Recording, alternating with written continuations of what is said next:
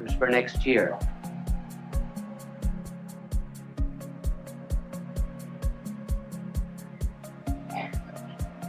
So I am not presenting myself as a model to you on how to talk.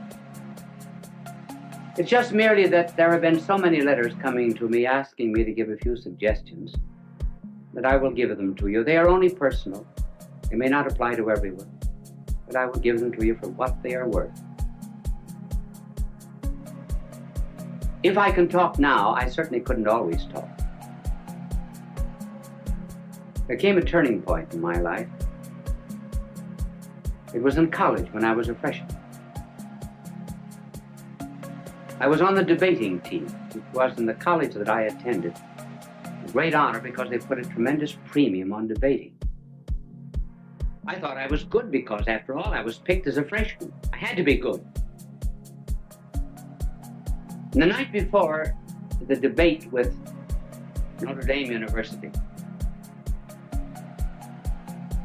the coach of our debating team, Father Bergen, called me over to his office and he said, "You are the worst talker we've ever had in this college." That was a terrible shock to me. I said, "Well, if I'm so terrible, why did you pick me on the team?" He said, "Because you can think, not because you can talk." But he said, "You're going to learn to talk before you leave this room. Take a paragraph out of that speech, any paragraph you like." I remember we were talking on the Merchant Marine. I'll never forget, the paragraph began, "I think it needs no argument to prove," and so forth. So he said, "Stand up there against the wall," which I did. Now he said, "Go over that paragraph." At the end of it, he said, "Do you see your mistake?" I said, "No." "Go over it again." Went over it 1 hour, 2 hours, 2 hours and a half. I was dead. So was he. And every 2 or 3 minutes when I finished it, he would say, "Do you see your mistake?" I said, "No." But being naturally quick, after 2 hours and a half, I saw it. He said, "Do you see your mistake?" I said, "Yes, I think I do. I'm not natural." He said, "That's right. That's all." And he dismissed me. You notice how often speakers, as soon as they get up on a platform, or ministers or priests in the pulpit, everything changes, their voice changes, their attitudes, their poses. I think many prayers that we say, we're not talking to God. We're talking to an audience, particularly prayers at banquets, inaugurations, and so forth. And we put on artificial poses. "Oh God, we ask thee to send down upon us thy benediction, thy blessing upon the sailors who are at sea, the merchants at their counting table, the lawyers at their bar." Well, that's not the way people talk. So, being natural and preparing a talk, what would be some suggestions? Now, the way I prepare a talk is not perhaps the way everyone would want to do it, but I can only give you my way. In order to prepare a talk, one must do a tremendous amount of reading. Each one of these telecasts of mine would represent between 20 and 40 hours of study. When I get through, what have I got? Nothing but a bits of yellow pages. I think I have one in my pocket. But before I show it to you, I will tell you what I do. I study, I do research, and I begin to understand the subject. Then, when it gets into my head, I begin to write out points. Generally just 3 or 4 points that I'm going to talk about. I will only write out the heading. And then I will tear up the paper and then rethink what I was saying, so that when I prepare a telecast, there must be 20, 30 to maybe 100 pages that are torn up. And then The closer I get to the end, the smaller the pages are. This is this telecast. And I brought it out here, not because I'm going to refer to it, but just simply because it shows you the points, how small the points are. And by doing a tremendous amount of study, the mind creates an atmosphere for the talk. There is much more air round about us than ever gets into the lung. There's more food at the table than ever gets into our stomach. There are more things to see in nature than ever comes into the eye. And so when one rises to give a talk, one should have an atmosphere, a certain ambient knowledge round about that one can pull in this idea or that, as it were, from the air while you're talking. So that instead of writing out the speech, word for word beforehand, and then memorizing it like this, one thinks it from the head out. That's the reason you tear up the paper, so you don't have any information. You have to think it. Then you write down the ideas again. But by the time you get up to talk, you've already given the speech 10 or 15 times. And incidentally, it isn't a bad idea sometimes to talk out loud. You can find a place in this day and age where you can walk and talk out loud without being counted crazy. How often, for example, students are asked to explain something. They think they know the lesson. When they get up, it's not there. Why? Because they were consecrated and dedicated to a dead page. Never went through their mind.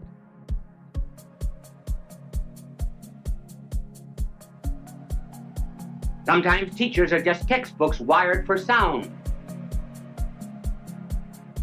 And studying is nothing but what is in print, passing from the mind of the book to the notebook of the teacher, or rather from the notebook of the teacher to the notebook of the student without passing through the mind of either. Now this method of preparation is not, is hard. It's very much easier to write something out and then to learn it than to do it this way. Sometimes if you do not feel well when you're giving a telecast or a lecture, thoughts do not come. You cannot always recall exactly what you had in your mind. But at any rate, there's a spontaneity. That's what people like. Even the mistakes you make. Now, one of the reasons, for example, why people like to have me draw is because everybody in the audience can draw better than I can. They feel they're far superior, and rightly so. So if I make a mistake in talking, fine. That's good. They say, I could do it just as well as that. And they can. This method, while it's harder and is a wonderful preparation for absorbing knowledge, has difficulties. One difficulty is that there are some people who give speeches who must write them out.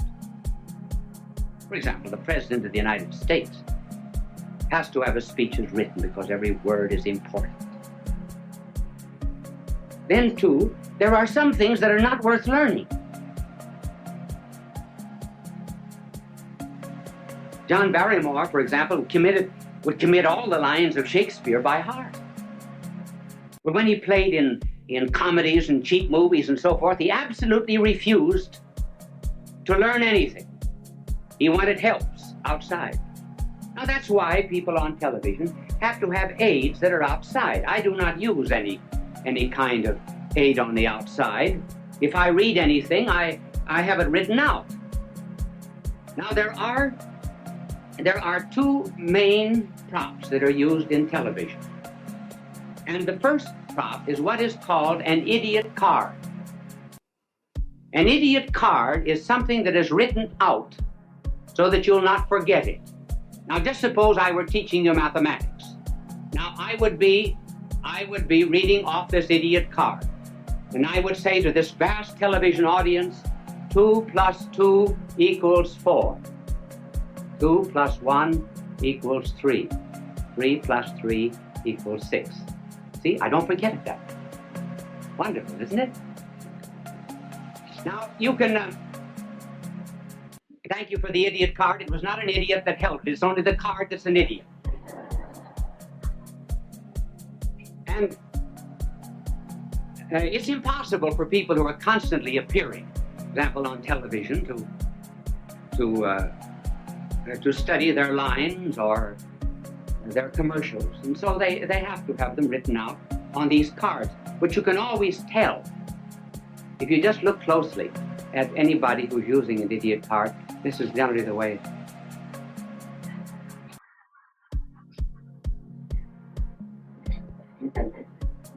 So do not be hard on them. If I were saying something that was not worth committing to study, I certainly would use one too.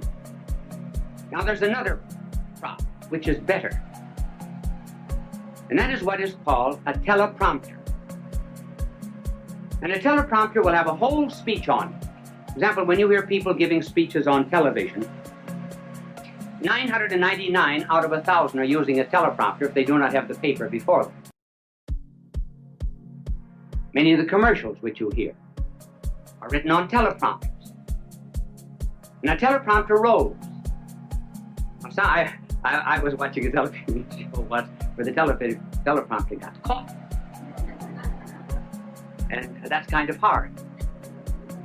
Now, for example, if I were using a teleprompter and I didn't know my lines, now this is exactly what I would have written out. My name is Bishop Fulton J. Sheen. My address is 366 Fifth Avenue, New York. See, then I don't forget. Now, this is the teleprompter. These are some of the aids that are used in television, and television simply could not exist without them. And they are helpful too, simply because one is apt to forget. Many times, you're standing before a television camera.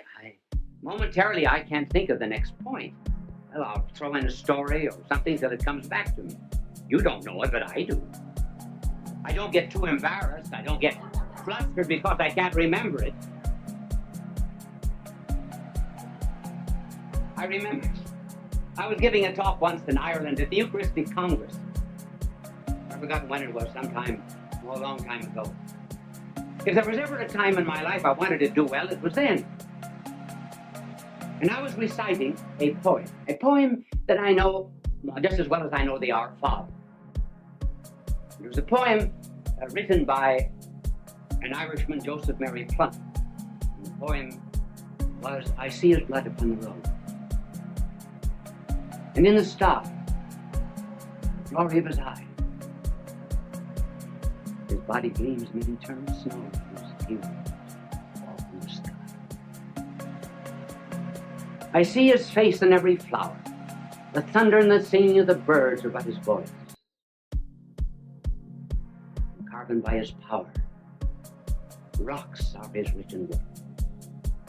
And I forgot the next line. The reason I forgot was because I had said something before that the audience seemed to have taken politically. I didn't want it to have political significance. So while I was reciting this poem, I was giving myself an intellectual spanking. And I spanked myself so hard that when I got to the 9th line of this poem, I forgot. And I said to the audience, I forgot.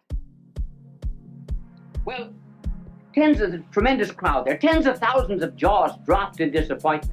And when an Irish jaw drops, it collapses. So I had to get myself out of the difficulty. There came to me then a line of Patrick Henry. Not the one that you know. Patrick Henry also said something else. He said, when you're in difficulty in an oration, throw yourself into the middle of a sentence and trust to God Almighty to get you to the other end. And so I began. I didn't know what I was going to say, but I started. I said, I'm glad I forgot. I didn't know how I was going to continue, so I started again. If I had ever wished to have forgotten anything, so I thought I'd give myself another jump on the springing board. If I had ever prayed to have forgotten anything, I should have prayed to have forgotten these lines of Joseph Mary Plunkett. I think there's beautiful symbolism in their forgetfulness.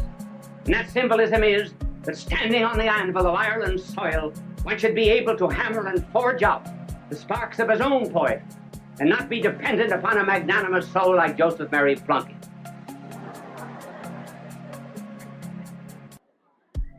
I got no credit for it afterwards because the audience said that was a great trick, pretending you forgot.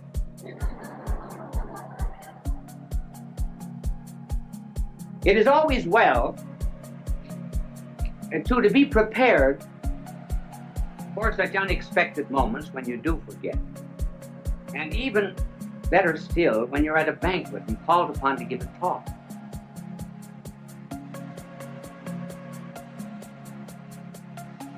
And you have to begin with something that is not too heavy. In fact, one should always begin with something that's not too heavy. For example, you just simply cannot begin a speech by saying, ladies and gentlemen, Accipito Frontalis, the convoluted convolutions, the metaphorical ubiquiliarum pelviarum. That's a little too serious. You have to start with something that's common to the audience. Now, I think the best story of all, being called upon to talk without preparation and unexpectedly, was the delightful story of G.K. Chesterton. He was called on, he said, during the days of the persecution of the Christians, 2 Christians were out in the Colosseum. And some lions that had been released for 12 days, had been starved for 12 days, were released in their cages. They bounded out across the Flavian sands, were about to precipitate themselves upon the poor Christians. And the Christians reached out their arms, put them around the lion's neck, and began to say something in the lion's ear. Well, the emperor was furious. He came for blood, not comedy, because the lions went back again to their cage without touching the Christians. So the emperor, being furious, ordered other lions that had been starved for 4 weeks released. They bounded out after their prey, were about to precipitate themselves upon the Christians. The Christians reached out their arms, put them around the lion's neck, whispered something in the lion's ear, and the lions left them and went back again to their cage. The emperor sent for the Christians. What are you doing to my starving lions? Nothing. Nothing but whispering something. But what do you whisper? The Christian said, we say, after this meal, you have to give a speech.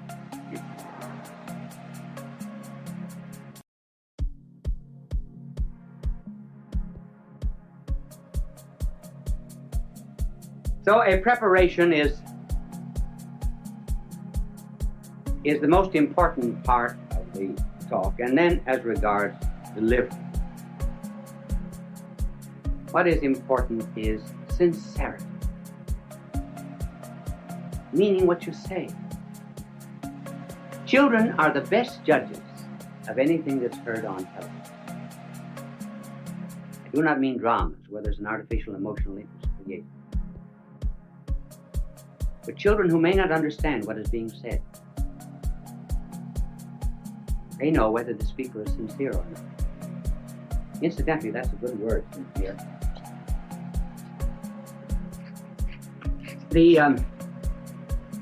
When the Romans put up their many marble columns in their temples and their courts, they sometimes would find marble that had a flaw in it. So they would fill it up with wax and cover it. Wax in Latin is cera.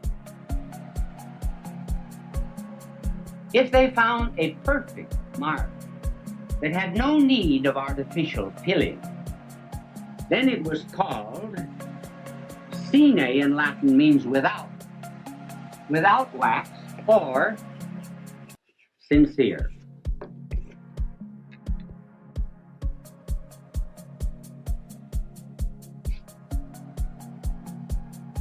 This is about the only suggestion that I would give for delivery. One just simply feels what's in his heart, that's all. Out of the abundance of the heart, the mouth speaketh. And one must not be too long. It's always better to have an audience say, I wished he talked longer, than to have them say, he had 3 good chances to quit.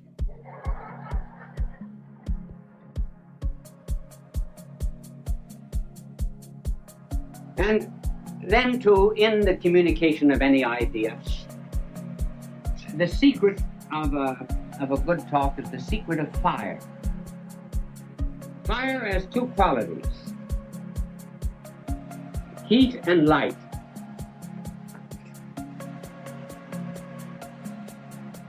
The light corresponds to the truth.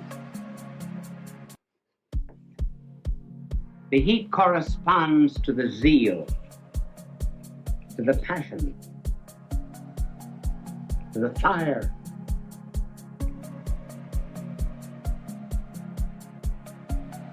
And the fire and the passion come always from the truth.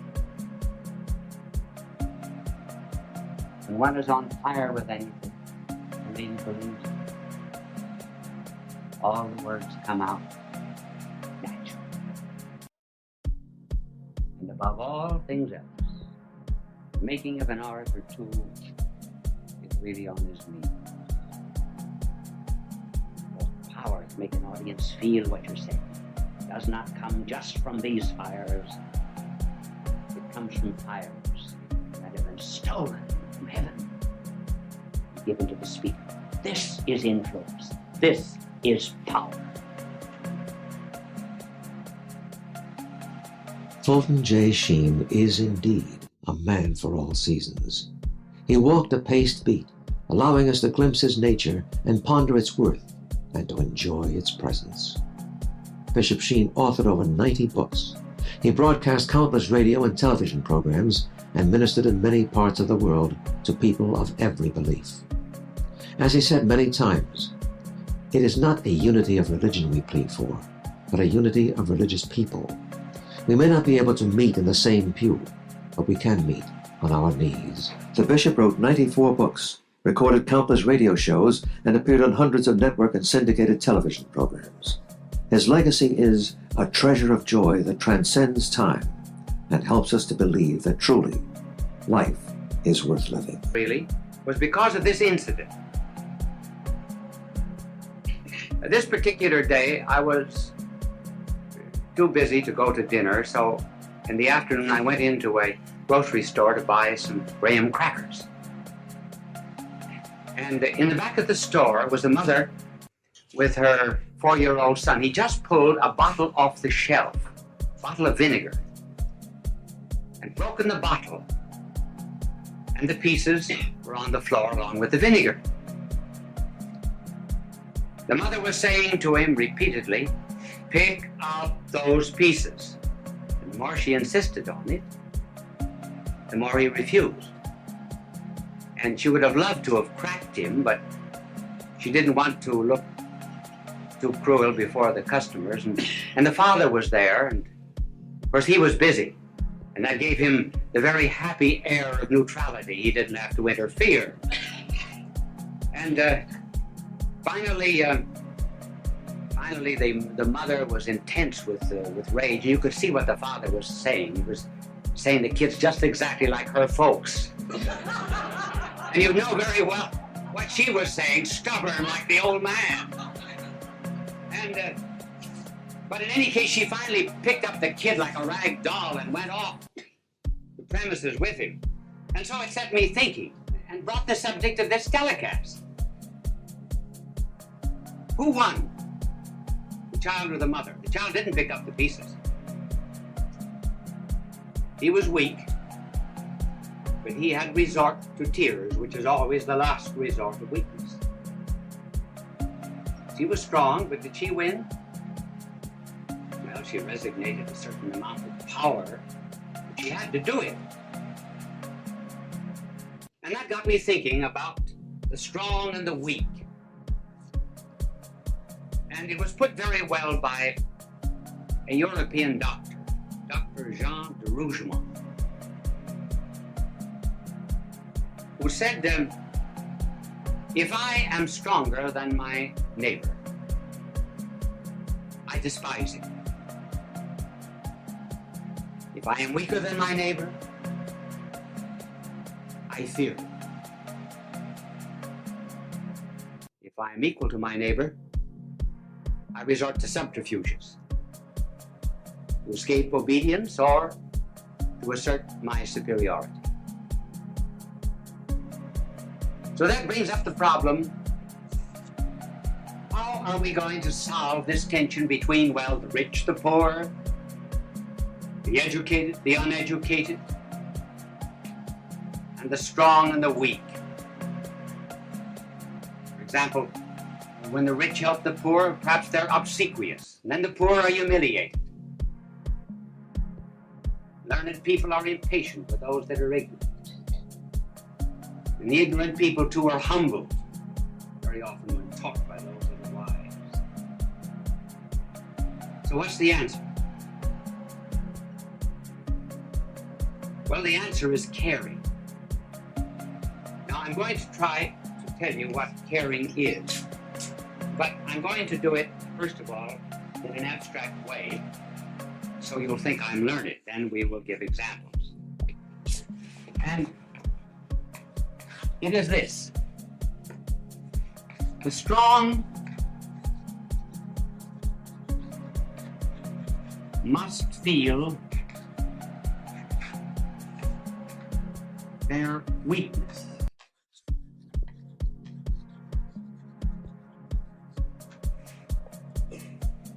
Strong must feel their weakness.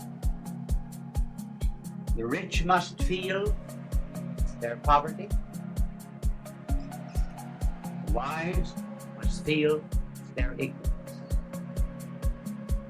How can this be done? Well, let the strong begin to examine themselves and find out how weak they are, first of all. You think you're real strong? Strong-minded, strong-willed? Did you keep the last New Year's resolution? You keep on a diet? I know a woman who went into a gymnasium and the instructor said you have to chin yourself 20 times a day. She said, which chin?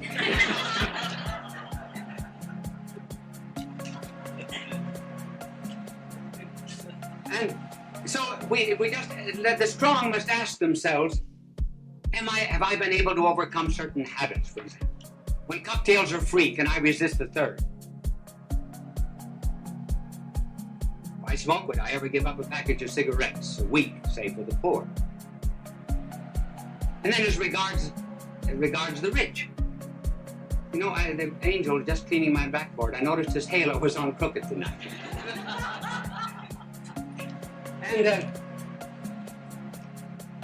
And then the same is with the rich. Let them look into themselves. They really are poor.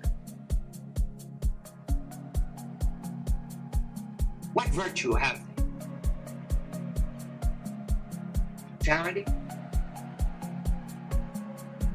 Justice? When they examine themselves, they find themselves on the inside really nothing but rags. Oh yes, they've got something in their pocket. And the wise? They know all the books, yes. Do they know the meaning and purpose of life? So, just as soon as a strong man begins to feel his weakness, then you have a decent kind of equality. Then it's not based on law. It's not based on legal fictions. It's based really on caring and on love. Notice how that comes out when a person has to have an operation. Go before a doctor. One doctor will say to you, you have to have this operation. It's rather serious. The But you'll be in skilled hands, do not worry. And another doctor will say to a patient, I had that operation. I came through it. Immediately there's a rapport, a relationship, a likeness, an understanding. No superiority. So there need not be in this relationship of caring any such thing as Pharisaism, moralism, looking down the nose at anyone, simply because one really cares. Now let us apply this to ourselves. We say, well, how can we do that? How can a strong man begin to feel his weakness and so forth? Well, and how can I act toward others in that charitable fashion? Well, let us begin asking ourselves, are there moments when I hate myself? Know that I'm rotten on the inside? The water cooler in the office? I complain and talk in a nasty fashion about someone? Looking back over my life, it's been spoiled. Weakness, things to be hated, but I sure like myself.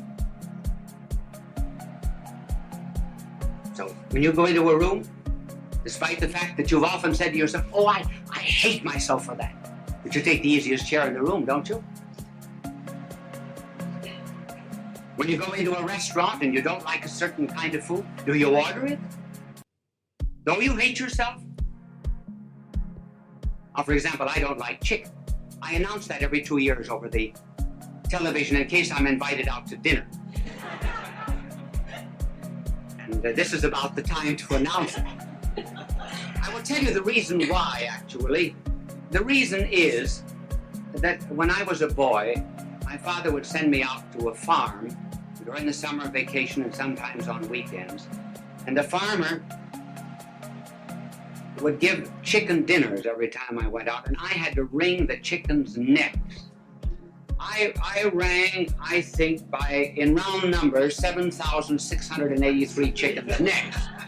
So, but when I go into a restaurant, do I order chicken? No. Despite the fact, for example, that there are many things that I know I find very despicable in myself. Now, if I, who hate myself, find much that is lovable, if I, who know all of my weakness, can still take good care of myself, if I am that way to myself, why can't I be that way to my neighbor who's weak too?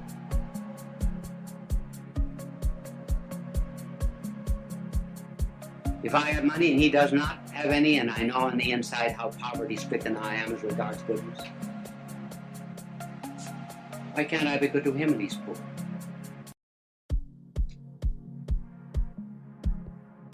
This is the basis of caring. Then I belong to the companionship of the needy, the fellowship of those that are looking for help. I'm not above them. I'm one with them. Did you ever ask yourself why our blessed Lord should have said, love your neighbor as yourself? Why did he not say, love your neighbor more than yourself? Well, because if you love yourself, knowing really the way you are, then if you give that kind of love to your neighbor, you really are wonderful. You're marvelous. And then, of course, the greatest reason of all is, well, I'm loved by God.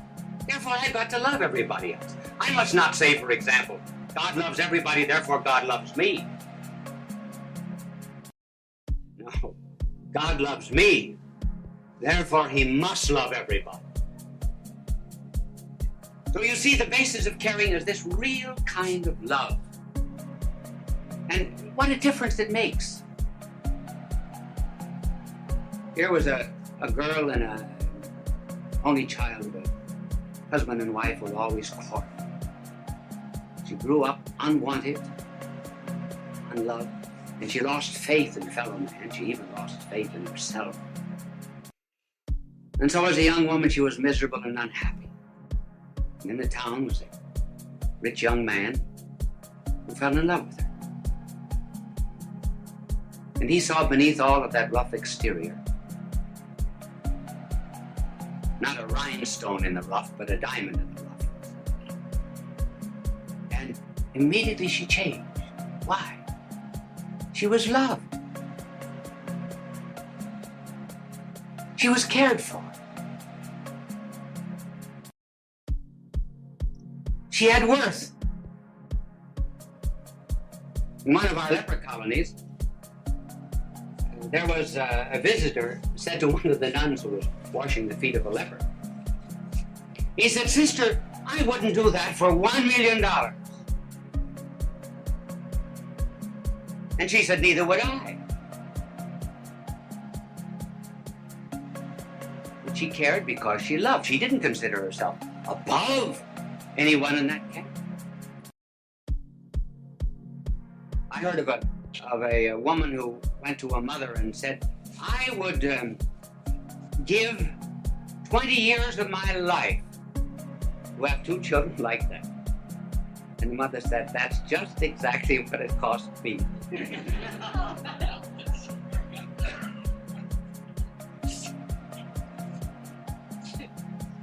So the inspiration, therefore, is love. And I wonder if in this day and age, why it is popular to say that God is dead.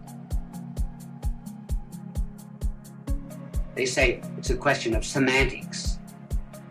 I think it's a question of optics, not semantics. Not a question of words, it's a question rather of what we see. It is not God that is dead. It is love that is dead. Love.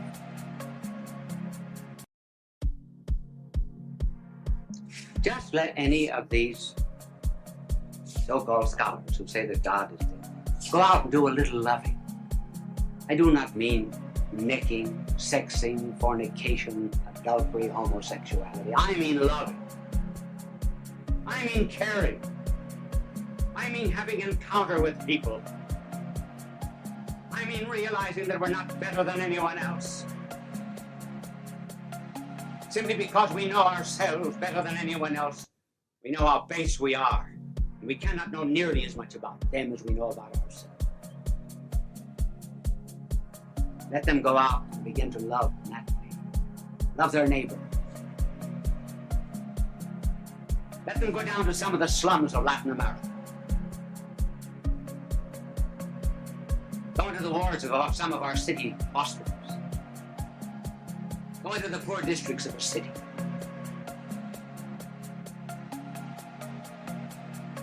Let them begin to care for people.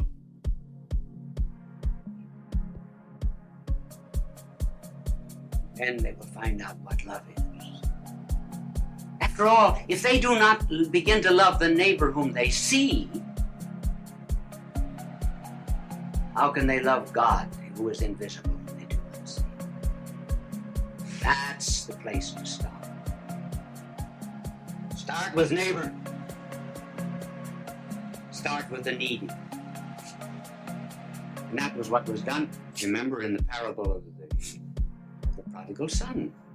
No, the parable of the Good Samaritan. Here is a man going down from Jerusalem to Jericho, and he's waylaid by robbers. A priest and a Levite pass by. I hate to say this, but you know, it's said that one of the reasons why the priest and Levite passed by was they found the man already robbed.